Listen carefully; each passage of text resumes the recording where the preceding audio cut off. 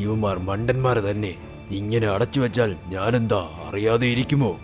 ഇന്ന് വൈകുന്നേരം ആകുന്നതുവരെ കാത്തിരിക്കേണ്ട ആവശ്യമില്ലെന്ന് തോന്നുന്നു. അങ്ങനെ പറഞ്ഞത് വേഗം മാടത്തിൽ നിന്ന് പുറത്തു വന്നു.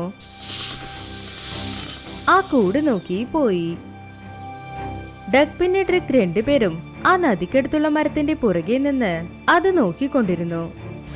പക്ഷെ അവിടെ വന്ന പാമ്പിനെ നോക്കി അവർ വളരെ പേടിച്ചു.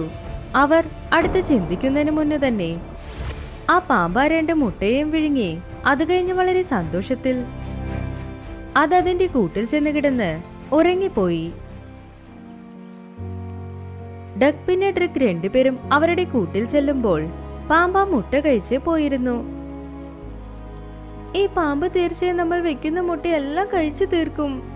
അപ്പൊ അതിനർത്ഥം നമ്മൾ എപ്പോഴും നമ്മുടെ കുട്ടികളുടെ മുഖം കാണില്ലേ?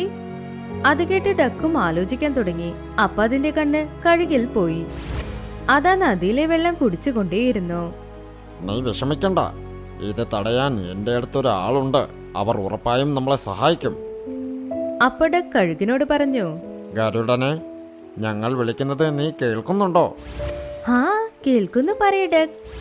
ഡക്ക് കഴുകിനോട് അതിന്റെ മുട്ട പിന്നെ നടന്നതെല്ലാം പറഞ്ഞു. അവരുടെ കഷ്ടം കേട്ട് കഴുകി ഇങ്ങനെ പറഞ്ഞു, പാമ്പിനെ കഴിക്കുന്നത് എനിക്ക് വളരെ ഇഷ്ടമാ. അത് എവിടേക്ക് പോകണമോ അത് ഞാൻ അയക്കാം. അത് കഴിഞ്ഞ് അവർ രണ്ടുപേരും കഴുകൻ ചേർന്നൊരു പ്ലാൻ ഉണ്ടാക്കി.